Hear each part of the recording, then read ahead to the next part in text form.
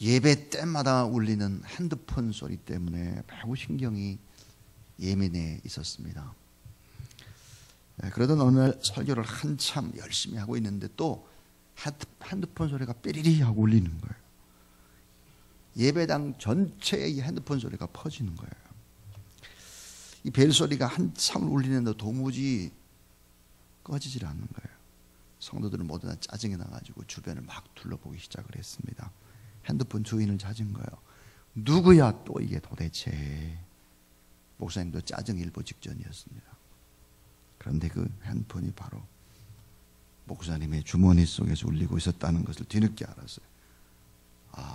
목사님이 난감해 할 텐데 이 목사님은 다음과 같은 멘트를 해가지고 예배에 참여했던 모든 사람들이 다 뒤집어졌대요. 핸드폰을 딱 꺼내더니 그러는 거예요. 자꾸 하나님이세요? 제가 지금 설교 중입니다. 딱 30분만 기다려주세요.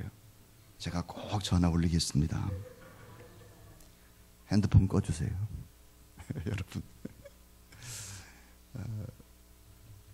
어쨌든 참 재치가 있죠. 저에게도 참 이런 재치가 있으면 참 좋겠다 그런데 재치가 별로 없죠. 제가 시편 오늘 25편 12절부터 15절에 보면 주님께서 하시는 말씀을 얘기하고 있어요. 그러니까 예배자에게 주님이 어떻게 은총으로 우리 가운데 막혔던 것을 열어주나 하는 거예요. 자, 여호와를 경외하는 자에게 택할 길, 또 갈 길을 가르쳐 주겠다는 거예요. 여러분, 예배자에게 하나님이 갈 길을 가르쳐 준다는 사실을 믿으시기 바랍니다. 하나님을 경외하는 자에게 영혼이 편안하고 그 자손이 땅을 기업으로 받게 될 것이다. 자손이 잘 될 것이다. 그렇게 얘기를 했고, 하나님의 친밀함을 보여주시고 하나님의 축복의 언약도 보여주시고 우리의 삶의 장애물도 제거시켜 주겠다. 이게 하나님 앞에 예배 드리는 자, 그런 자에게 은총의 열림을 주시겠다, 그 말이에요. 오늘 바로 저는 설교의 제목이 은총의 열림이라는 제목입니다. 요즘 제가 기도하는 제목이 있습니다. 아주 중요하게 생각하는 기도의 제목이 있는데 그게 뭐냐면 따라하세요. 주여, 메마른 심령에 예배의 부흥을 주소서. 메마른 심령에 예배의 부흥을 주소서. 마태복음 22장 37절에 보니까 내 마음을 다하고 목숨을 다하고 뜻을 다하여 주 너의 하나님을 사랑하라 그랬습니다. 여러분, 내가 하나님을 이렇게 사랑합니다라고 하는 이 사랑을 공적으로 표시하고 드러내고 그 우리를 사랑하는 주님을 경배하고 고백하는 것이 바로 예배입니다. 그러니까 예배는 신앙생활의 핵심이고 이게 본질이에요. 여러분이 개인적으로 드리는 이 개인 예배는 신앙생활의 나무로 비유한 뿌리와 같습니다. 그리고 이 회중 예배, 이렇게 많은 분들이 모여서 드리는 이 회중 예배는 나무로 말하면 꽃과 같아요. 활짝 핀 꽃입니다. 일터, 삶의 현장으로 돌아가서 드리는 예배라고 하는 것은 사실은 열매와 같습니다. 자, 하나님이 받으신 진정한 예배의 회복과 그리고 진정한 예배의 부흥, 이런 것들이 임해야 될 때입니다. 조금 전에 우리 찬양팀이 주고 가던 모든 예배 다 회복되리라라는 그런 찬양을 불러줬습니다. 참 하나님 앞에 모든 예배들이 다 회복되는 그런 여러분 되길 주의 이름으로 축복합니다. 자, 예배는 하나님과의 만남이고 특별히 하나님 앞에서 우리가 어떻게 반응하느냐에 따라서 하나님께서 우리의 삶에 응답을 주시는 것이 바로 예배인데, 자, 하나님 앞에 우리가 예배를 드리면 하나님 편에서는 우리에게 은총의 열림을 허락해 주신다 하는 거예요. 이게 은총의 열림이 적극적인 것도 있고 소극적인 것도 있습니다. 적극적인 것은 뭘까요? 그것은 자, 은혜와 축복의 하늘의 문을 열어주는 거예요.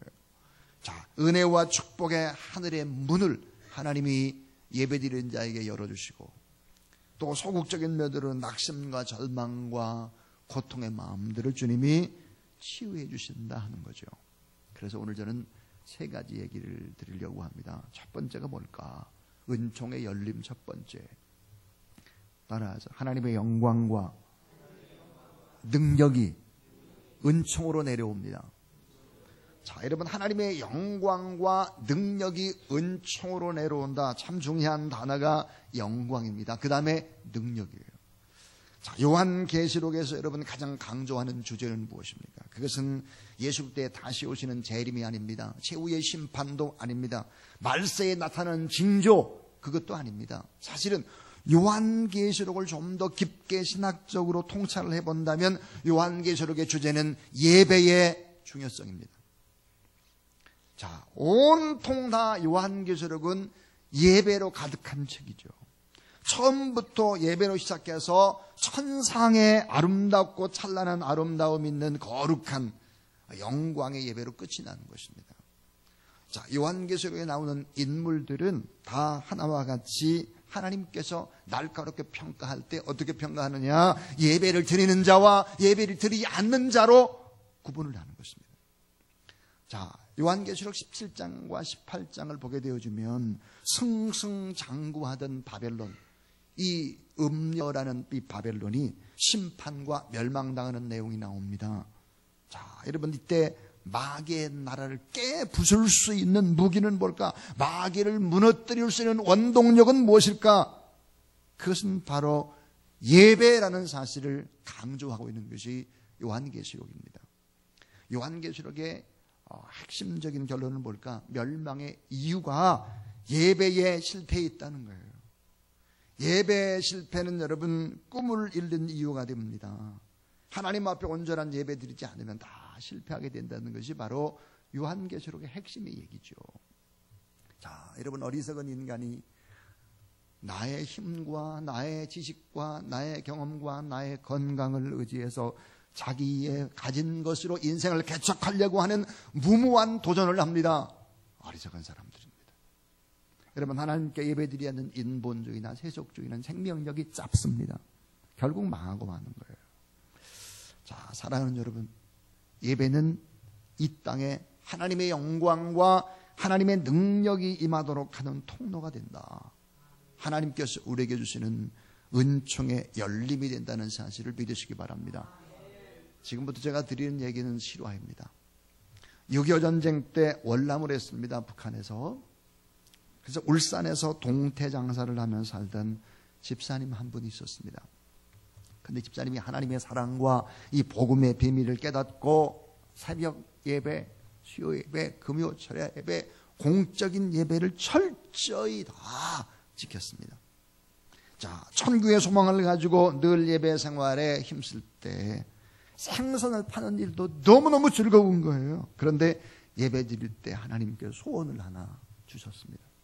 그 소원이 뭘까? 하나님 아버지, 저의 생전에 참 아름다운 성전 하나, 큰 교회를 하나 짓고 싶습니다. 그래서 하나님 앞에 성전을 잘 져서 봉헌을 하고 싶습니다. 이 꿈을 이루어 주세요. 아, 이런 기도를 계속한 거예요. 자, 그 소원을 품고 동태장사를 한 지 10년이 지났습니다. 아, 그런데 어느 날 이 김 집사님이 기도를 하는데 울산 앞바다에 자갈밭이 보이는 거예요. 자갈밭. 아무것도 쓸 수 없는 자갈밭이 기도하는 도중에 보이는 거예요. 환상으로. 그런데 그 다음날 부동산 업자가 찾아온 거예요. 울산 앞바다에 자갈밭 5,000평이 났는데 아예 갑자기 파는 거라. 싸다고. 그래서 자갈밭 5,000평을 150만 원에 샀습니다. 그런데 여러분, 땅을 산 후에도 물론 계속 하나님 앞에 예배를 드렸죠. 땅을 산 후 7개월이 지났습니다. 150만 원에 산 자갈밭은 이 5,000평은 무려 29억 원을 받고 판 겁니다. 어떻게 해서 29억 원이 생겼나 이거예요.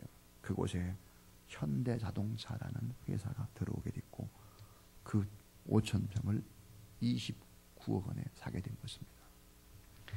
자, 여러분 생각을 해보세요. 동태장사를 해가지고 아름다운 성전을 짓는 것은 불가능합니다. 150만 원 가지고 성전을 지는 것은 불가능해요. 그런데 예배를 드리면서 하나님 앞에 아렸던 간절한 기도와 그 꿈이 결국은 어때요? 성전을 건축해서 봉헌할 수 있었다 하는 거예요. 예배를 드리고 꾸는 꿈, 결국은 하나님의 은총이, 예배의 능력이, 하나님의 영광이 드러나서 아무것도 아닌 시원찮은 사람, 동태 파는 생선 장사 집사님도 10년을 간절히 예배드리고 기도할 때 이런 기적이 일어나게 된 것입니다. 신앙의 본질은 무엇입니까? 그것은 하나님을 사랑하기 때문에 최고 최상의 가치를 하나님 앞에 돌려드리고 하나님을 만나는 것이 바로 예배죠. 그럴 때 바로 하나님의 영광과 또 능력이, 은총이 우리에게로 내려오게 된다. 믿으시기 바랍니다. 두 번째입니다. 이 두 번째는 따라서 하나님의 임재와 하나님의 생명이 속 사람을 수술하신다. 자, 여러분, 하나님의 임재와 하나님의 생명이 예배드리는 동안에 우리의 속 사람을 수술하시는 거예요. 따라서 예배는 제2의 창조다. 왜 제2의 창조일까?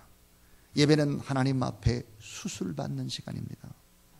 예배는 우리의 눈으로 보이지 않는 속사람, 이 속사람을 수술하는 것입니다. 그래서 새 생명을 다시 얻는 제2의 창조의 시간이 바로 예배죠.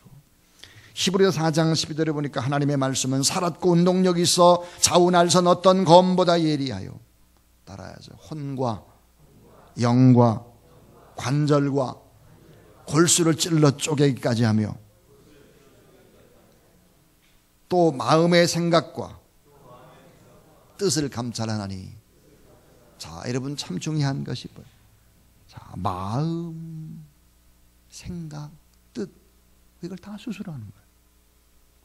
자, 하나님의 말씀은 살았고 운동력에서 좌우 날선 어떤 것보다 예리해서 혼과 영과 및 관절과 골수를 찔러 쪼개고 마음도 수술하고 생각도 수술하고 나의 뜻과 의지도 꺾고 다 수술하는 거예요. 여러분, 속사람을 수술하는데 피 흘림의 수술이 아니에요. 마음을 수술하는데 칼을 대지 않고 수술하시는 거예요. 뜻, 의지를 수술할 때도 마찬가지다. 예배를 통해서 하나님의 임재를 경험하는 거예요. 그리고 시선을 하나님 앞에 고정시키고 말씀을 받을 때, 야, 말씀이 정말 옳아, 내가 틀렸어, 내가 고쳐야지, 이렇게 살면 안 되잖아, 수술을 하기 시작하는 거죠. 그 수술한 그 자리에 하나님의 생명이 임하고, 그리고 새로운 생명력이 자라나기 시작하죠. 그래서 삶의 문제, 어려운 문제들이 올 때 여러분, 예배를 점검하라 하는 거예요. 작정하고 예배드리라 하는 거죠. 자, 시편 103편 1절에 보니까 내 영혼아 여호와를 송축하라, 내 속에 있는 것들아 다 그 성호를 송축하라 그랬습니다. 그리고 내 모든 죄악을 사하시며 내 모든 병을 고치시며 내 생명을 파멸해서 구속하시고 인자와 긍휼로 관을 씌우시며, 따라하세요, 좋은 것으로 내 소원을 만족해 하사 내 청춘으로 독수리같이 새롭게 하시는도다. 그렇습니다. 하나님의 말씀 속에 하나님의 임재와 하나님의 능력이 나타나는 것이다. 그래서 속사람, 보이지 않는 속사람을 수술하는 것이다. 예배는 뭐야? 제2의 창조와 같은 거예요. 얼마나 중요한지 몰라요. 자, 영국의 여왕 엘리자베스 1세는 이런 얘기를 했습니다. 나는 영국을 버릴지라도 성경을 결코 버리지 않겠다. 영국은 버려도 성경은 버리지 않겠다. 미국의 초대 대통령 조지 워싱턴이 이렇게 말했습니다. 성경이 없이는 세상을 올바로 다스릴 수가 없다 그렇습니다. 이것이 미국 정치의 제1원칙이 된 거예요. 미국이 강한 이유가 바로 이런 거예요. 자, 하나님의 사람이 말씀을 선포합니다. 자, 이 하나님의 말씀을 잘 받아들이고 하나님 앞에 기쁨으로 찬송하고 또 하나님의 능력 안에서 이렇게 예배드리게 될 때 이게 놀라운 기적들이 일어나게 되는데, 사실은 예배를 소홀히 하면 그 다음부터 서서히 망해가는 거예요. 가정도 망하고 내 주변의 사람을 다 망가뜨리기 시작하는 것입니다. 인간의 언어로 말이에요.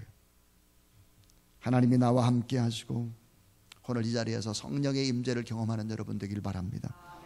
그때 하나님의 능력이 임해서 여러분을 치유하기 시작할 것입니다. 병도 고치고 생명도 새롭게 할 뿐만 아니라 최고로 좋은 소원을 만들어 주시고 그리고 새로운 인생 살 수 있도록 하나님이 그렇게 하신다 하는 거예요. 자, 이제 마지막 세 번째입니다. 참 중요한, 제일 중요하다고 생각하는 부분입니다. 따라서 참 기쁨의 힘으로 삶의 중심축을 변화시키는 은총. 자, 여러분, 참 기쁨의 힘으로, 참 기쁨의 힘으로 삶의 중심축을 변화시켜가는 거예요. 예배는 뭘까요? 참된 기쁨의 원천이 바로 예배입니다. 남미에서 선교하는 선교사님의 고백이에요. 참 어려운 지역에서 선교를 하는데 제가 이렇게 물어봤어요. 선교사님, 난관을 이기는 힘이 무엇입니까? 어떻게 20년 이상 오지에서 선교할 수 있습니까? 그때 선교사님이 이렇게 말했습니다. 저는 주님이 주시는 기쁨으로 사역을 합니다. 주님이 주시는 기쁨으로 어려움을 뛰어넘습니다. 이랬어요. 여러분, 사역하는 선교사님들의 동일한 이야기입니다. 동일한 이야기. 선교사님들이 다 같은 고백이에요. 하나님 주시는 기쁨으로 뛰어넘고 이긴다는 거예요. 자, 느헤미야 8장 10절, 여러분 잘 아는 말씀이죠. 따라하세요. 여호와를 기뻐하는 것이 너희의 힘이니라. 자, 여호와를 기뻐하는 것이 너의 힘이다. 그리고 여러분 잘 아는 대로 데살로니가서 5장 18절 항상 기뻐하라 그랬거든요. 항상 기뻐하는 것이 하나님의 뜻인 것이죠. 자, 하나님 앞에 기뻐하면 어떻게 될까요? 힘이 생기고 능력이 생기고 용기가 생기고 꿈이 생기는 거예요. 능력이란 무엇입니까? 그럼 능력이라고 하는 것은 따라하세요. 무슨 일이든 기쁨으로 할 수 있는 것이다. 참 그런 거예요. 능력이 뭘까? 억지로 하는 게 아니에요. 기쁨으로 즐거움으로 무슨 일이든지 주 안에서 기쁨으로 하는 것, 그것이 바로 능력인데 기쁨으로 하게 되면 뭐가 생기느냐? 능률이 생겨나는 거예요. 능률이. 그런 거죠. 야곱은 라헬을 사랑해서 7년을 어떻게? 수일같이 보낼 수 있었다. 7년을 수일같이. 왜? 사랑하니까요. 하나님 주신 기쁨으로. 예배는 우리에게 기쁨을 주는 것이죠. 자, 이 기쁨을 가지고 삶의 중심축이 변화되는 거예요. 점점점. 다윗은 예배가 그의 삶의 중심이 됩니다. 평생 동안 다윗의 소원이 무엇입니까? 시편 27편 4절을 보니까 다윗의 평생의 소원을 이렇게 고백합니다. 내가 여호와께 바라는 한 가지 일, 그것을 구하리니 곧 내가 내 평생에 여호와의 집에 살면서 여호와의 아름다움을 바라보며 그의 성전에서 사모하는 그것이라. 평생에 여호와의 집을 살면서, 집에 살면서 여호와의 아름다움을 바라보고 그의 성전에서 사모하는 그것이다 그랬습니다. 예배, 하나님 앞에는 찬송을 할 때도 뜨겁게 기쁨으로 찬송을 부리고, 이 찬송의 역사가 활발하게 일어날 때 개인이 어때요? 하나님을 더 깊이 만날 수 있는 것이고, 이 찬송이 뜨겁게 일어날 때 교회는 건강해지고 부흥하게 되는 것이죠. 자, 여러분, 참된 예배를 맛보았던 삭개오 어떻게 됐을까? 그는 이렇게 고백을 합니다. 삶의 중심축이 완전히 바뀌었음을 고백해요. 이렇게 얘기합니다. 누가복음 19장 8절에 삭개오가 서서 주께 오되 주여 보시옵소서, 내 소유의 절반을 가난한 자들에게 주겠사오며 만일 네 것을 토색한 날이 있으면 4배나 갚겠나이다. 내 소유의 절반을 가난한 자들에게 주겠다. 그리고 만일 네 것을 토색한 일이 있으면 4배를 갚겠나이다 그랬습니다. 여러분, 세리장 삭개오가 이렇게 말했습니다. 그때 당시는 어때요? 다 세금을 걷는 사람들이 다 남의 돈을 또 적당히 이렇게 하고 하는 이런 관행들이 아예 있을 때 세리장이 절대로 그런 걸 하지 않겠다는 이 선언은 어마어마한 선언입니다. 세리의 세계에서 완전히 따돌림을 받게 되는 것이고 문화와 이런 것들을 다 깨버리는 건데, 참된 예배는 어떻게 될까? 지금까지 살아온 삶의 중심축을 하나님 앞으로 이동시킬 수 있는 거예요. 따라하세요. 참된 예배는 변화를 수반합니다. 삶의 중심축이 하나님 쪽으로, 좋은 쪽으로 이동을 하는 거예요. 그런데 어때요? 참 기쁨의 힘으로 나도 모르는 사이에 그렇게 되는 거예요. 저는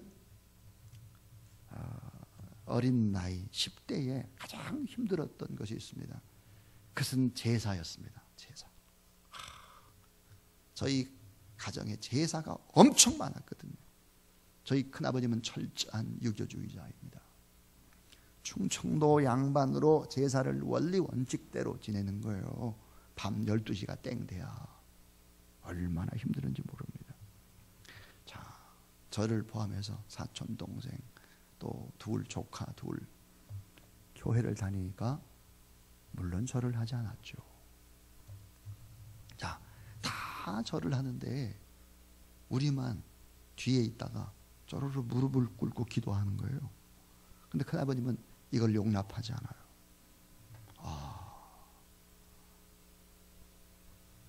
저희들을 어떻게 하셨냐면, 특별히 제가 제일 컸으니까요, 여기를 딱 붙잡고 목을 딱 붙잡고 방문을 빵 발로 박차고는 끌고 가는 거예요. 큰 집이 아주 컸거든요. 마루가 높았어요. 마루가. 옛날 집은 마루가 높잖아요. 끌고 가가지고는 집어던지는 거예요. 앞마당으로 확 집어든 거예요. 한번 생각해 보세요. 어린애인 저희들을 갖다가 막 집어던져버려요. 볕단 집어던지지 막 쫙쫙 뻗는 거예요. 팔 무릎 피가 철철 나고, 생각해보니까 긴장하고 막 집어던지니까는 팔다리는 안 버려도 다행이지만 어쨌든 간에 그렇게 지냈죠. 그러니까 참 제사 지내는 때가 너무 힘들었던 집안입니다. 근데 여러분, 시간이 지났어요. 삶의 중심축이 이동을 시작했어요. 집안의 가문의 영적인 지각 변동이 서서히 일어났죠. 저희 큰아버님이 예수님을 믿었습니다. 큰 집의 제일 큰 형님이 예수님을 믿기 시작했죠. 지금은 다 기독교 집안이 됐죠. 저희 집안에는 사촌, 육촌까지 제사가 단 한 건도 없습니다. 10월 3일 날은 다 공원에 모입니다. 저희 가족공원 묘지가 다 모여서 거기서 예배를 드리는데, 이번에 제가 못 갔어요. 형님한테 여쭤봤더니 어떻게 됐습니까? 했더니 한 70명 모였다고 그래요. 그 예배를 드렸습니다. 자, 여러분, 앞마당으로 그냥 집 볕단처럼 던져버렸던 불쌍한 아이들은 어떻게 됐을까? 그 불쌍한 피 흘리던 아이들은 저는 목사가 되고 4명은 모두 다 장로가 됐습니다. 근데 장로님이 됐는데, 여기 바로 이제 조카 한 사람은 오금동에서 삽니다. 의사죠, 의사. 의사도 되고 은행의 지점장도 되고 고급 공무원도 되고 다 그랬죠. 한번 생각해 보세요. 10대니까 제가 시간이 몇십 년 지났잖아요. 완전히 참 기쁨의 힘으로, 예배드리는 힘으로 하나하나 지각변동 완전히 바뀌어버린 거예요. 삶의 중심축이 바꿔진 거예요. 하나님 앞에 예배드리면 개인이 바뀌고 가정과 가문과 사회와 국가도 바꿀 수 있다. 여러분 믿으시길 바랍니다. 참 기쁨의 힘으로 삶의 중심축이 이동하기 시작하는 거예요. 시간이 지나니까 잘 몰랐는데 시간이 지나니까 다 알게 되는 거죠. 바로 그런 것입니다. 자, 지금까지 저는 우리가 하나님 앞에 온전한 예배를 드릴 때 어떤 은총의 열림이 오느냐 하는 얘기였습니다. 하나는 하나님의 영광과 능력이 은총으로 내려오게 된다. 여러분, 하나님의 영광, 하나님의 능력을 경험하는 귀한 예배가 될 수 있기를 바랍니다. 또 하나님의 임재와 하나님의 생명이 우리 안에 임해서 내 마음을 수술하는 거예요. 내 생각과 내 마음과 내 뜻을 다 수술하는 거예요. 제2의 창조, 새 사람이 바뀌는 거죠. 참 기쁨의 힘으로 삶의 중심축을 이동시키는 거예요. 주님이 원하는 쪽으로 서서히 말이에요. 참 예배는 이렇게 위대한 것이다 하는 거예요. 어느 주일 아침이었어요. 주일 아침 전보다 많은 사람들이 예배당에 모였습니다. 왜냐하면 외국에서 선교 활동을 했던 선교사님이 예배 중에 선교 보고를 한다 그래가지고 많이 모였습니다. 사람들은 그날따라 더 뜨겁게 찬송하고 하나님의 말씀을 들었죠. 그리고 드디어 선교사의 선교 보고가 시작됐고 사람들은 웃기도 하고 울기도 하면서 살아계신 하나님이 얼마나 선교지에서 이렇게 역사했나 이런 것들이 이제 참 바라보며 감사했습니다. 참으로 감동적인 예배를 드렸는데 예배가 끝나자 한 어린 학생이 선교사를 꼭 만나고 싶다는 거예요. 사람들은 이렇게 생각했습니다. 장차 허슨 테일러가 되고 언더우드 같은 선교사가 되겠구나 제가 꼬마애가. 그래가지고 참 기쁘다 그렇게 생각했어요. 그래서 선교사를 만났죠. 선교사도 아이의 머리를 쓰다듬으면서 그래 너는 어린 아이인데도 예배도 참 잘 드리는구나. 선교에 대해서 참 관심도 많구나. 또 앞으로 큰일 할 수 있겠다 야 이렇게 칭찬을 해줬습니다. 아이는 반짝거리는 눈으로 선교사를 바라보면서 이렇게 말했습니다. 선교사님 외국에서 오랫동안 생활을 하셨는데 혹시 외국 우표를 많이 가지고 계시면 저희가 좀 주실 수 없나요? 저는 우표를 수집하는 광입니다. 그러니까 어린아이가 원했던 거는 우표였어요. 삶의 중심축이 아직 바꿔지질 않은 거죠. 참 우리의 인생을 돌아봅니다. 아직도 바꿔지지 않는 부분들이 참 많죠. 저도 그렇고 여러분도 그렇고. 그러나 낙심치 않습니다. 하나님께 조금씩 움직여서 주의 뜻을 이루어가게 될 것입니다. 종교학자 마르틴 루터는 이렇게 말했습니다. 인간이 사는 중요한 목적과 이유는 구원을 받기 위함이 아니라 구원받은 자로서 하나님의 영광을 찬양하는 데 있다. 그래서 겨우 구원받는 것이 목적이 아니라는 거예요. 구원받은 자로서 하나님의 영광을 찬양하는 데 있다. 그랬습니다. 사랑하는 여러분, 하나님 앞에 온전한 예배자, 그 온전한 예배자가 시편 84편 10절부터 12절에서 이런 고백을 합니다. 만군의 여호와여 주의 장막이 어찌 그리 사랑스러운지요. 내 영혼이 여호와의 공정을 사모하며 쇠약하며 내 마음과 육체가 생존하신 하나님께 부르짖나이다. 주의 궁정에서 한 날이 다른 곳에서 천날보다 나은즉 악인의 장막의 검보다 내 하나님 문지기로 있는 것이 좋사오니 여호와는 해요 방패시라. 여호와께서 은혜와 영화를 주시며 정직 행하는 자에게 좋은 것을 아끼지 아니하실 것이미니 만군의 여호와여 따라하셔. 주께 의지하는 자는 복이 있나이다. 여러분 주님을 의지하는 그런 귀한 여러분 되기를 주의 이름으로 축원합니다. 하나님이 여러분을 사랑하시기 때문에 은총의 열림으로 예배를 통해서 하나님이 복 주신다는 사실을 믿으시고 오늘 또 승리해 나가는 여러분 되기를 바랍니다.